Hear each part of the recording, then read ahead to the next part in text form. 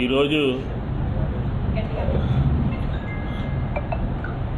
Party ఏదైతే 16వ తారీఖున ఈ పుస్తకాన్ని జగన్ అంటే నమ్మకం, చంద్రబాబు అంటే మోసం అని చెప్పని దీన్ని పుస్తకాన్ని రిలీజ్ చేయాలని,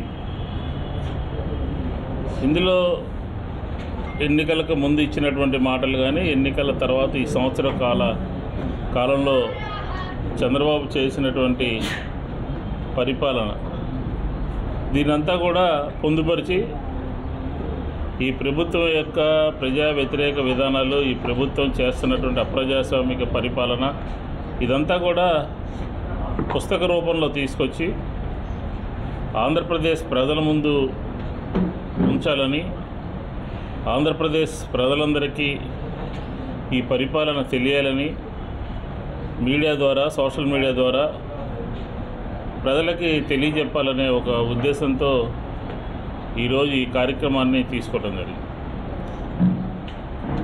ఈ రాష్ట్రంలో సంవత్సరం కాలం అయిన తర్వాత 4వ తారీఖున వెన్నుపోటు దినోత్సవం అని చెప్పని వైఎస్ఆర్ కాంగ్రెస్ పార్టీ పెద్ద ఎత్తున ఈ రాష్ట్రంలో అన్యాయానికి గురైనటువంటి, ఈ రాష్ట్రంలో వివక్షతకు గురైనటువంటి అనేక వర్గాల వారందరినీ కూడా తీసుకురావడం జరిగింది, రోడ్డు మీద తీసుకురావడం జరిగింది. విద్యార్థులు కానీ, రైతులు కానీ, మహిళలు కానీ, అలాగే వాలంటీర్లను కానీ, ఉద్యోగం నుంచి తీసేసినటువంటి, ఇతర వ్యవస్థల్లో పనిచేస్తున్నటువంటి అనేక మంది ఉద్యోగాలు కోల్పోయినటువంటి వారిని అందరినీ కూడా ఆ వెన్నుపోటు దినోత్సవంలో భాగస్వామ్యం చేయడం జరిగింది. ఎందుకని ఈరోజు మళ్ళీ 16వ తారీఖున పుస్తకాన్ని తీసుకొచ్చాము అని అంటే, ప్రతి వ్యవస్థ కూడా, ప్రతి శాఖ కూడా, ప్రతి ఇచ్చినటువంటి మాటకు తూట్లు పొడిచినటువంటి పరిస్థితి ఈరోజు చంద్రబాబు నాయుడు గారి ప్రభుత్వంలో మనందరికీ కూడా స్పష్టంగా కనబడతా ఉంది. ఎన్నికల హామీలతో పాటు అనేక రకాలైనటువంటి వాగ్దానాలు, ఈ వాగ్దానాలన్నీ కూడా వాగ్దాన భంగమైనటువంటి సందర్భాలు.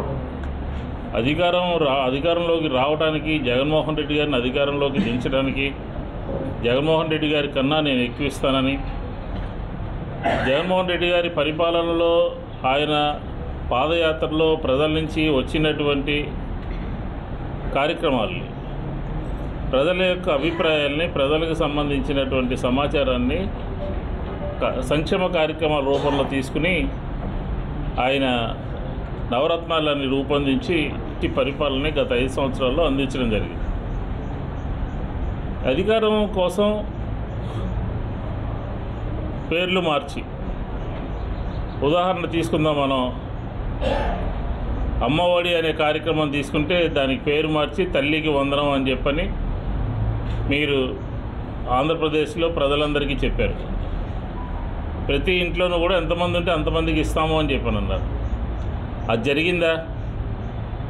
30 లక్షల మందికి మీరు ఎగ్గొట్టారు అని చెప్పని గణాంకాలు చెప్తున్నాయి, పత్రికలు ఘోషిస్తున్నాయి, సోషల్ మీడియాలో తిరుగుతూ ఉంది.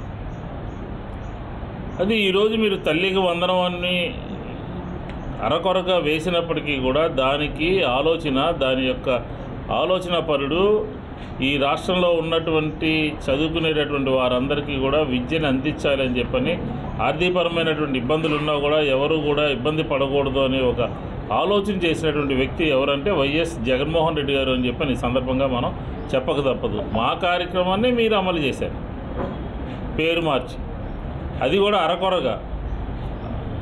ఈరోజు విద్యా వ్యవస్థ పూర్తిగా చిన్నాభిన్నం అయిపోయింది.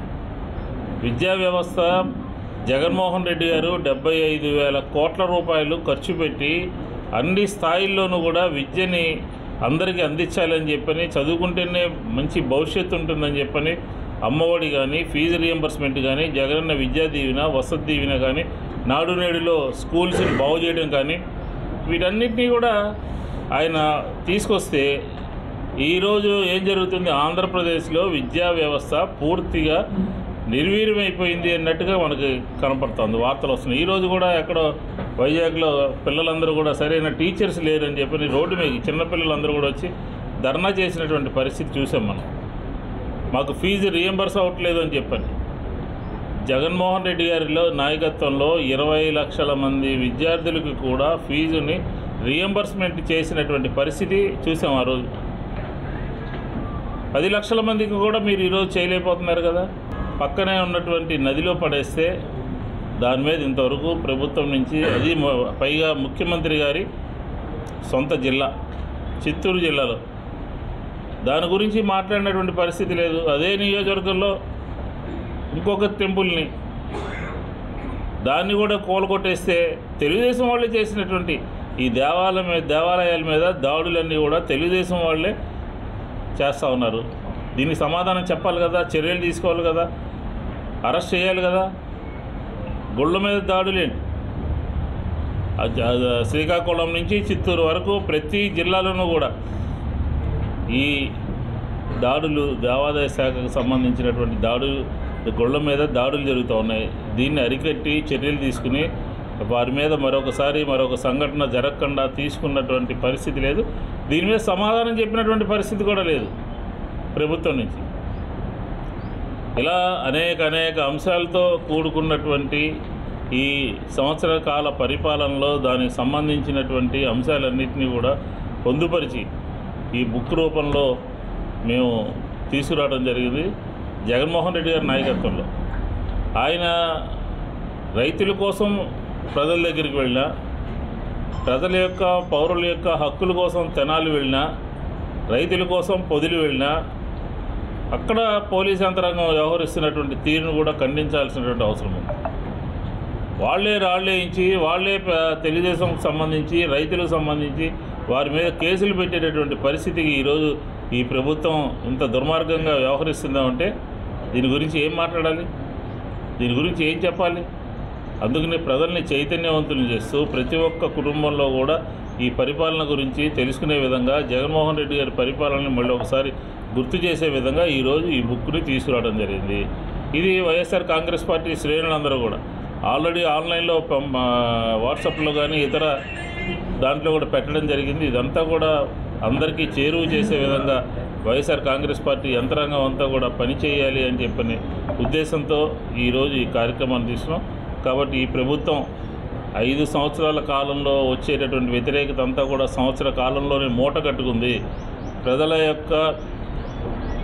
ప్రజలకి చెప్పినటువంటి మాట మీద నిలబడేటటువంటి పరిస్థితి లేదు.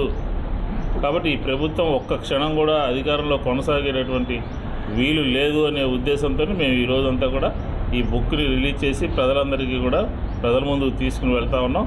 కాబట్టి చంద్రబాబు నాయుడు గారి యొక్క ప్రజా వ్యతిరేక విధానాలు కళ్ళకు కట్టినట్టుగా ప్రతి ఒక్కళ్ళు తెలుసుకునే విధంగా చూడాలి అంటే ఈ బుక్ని ప్రతి ఒక్కళ్ళు కూడా చదవాలి అని చెప్పి ఈ సందర్భంగా తెలియజేస్తాం. ఇండియా పాకిస్తాన్ ఉద్రిక్తతలపై లేటెస్ట్ అప్డేట్స్ కోసం డౌన్లోడ్ చేసుకోండి RTV లైవ్ యాప్.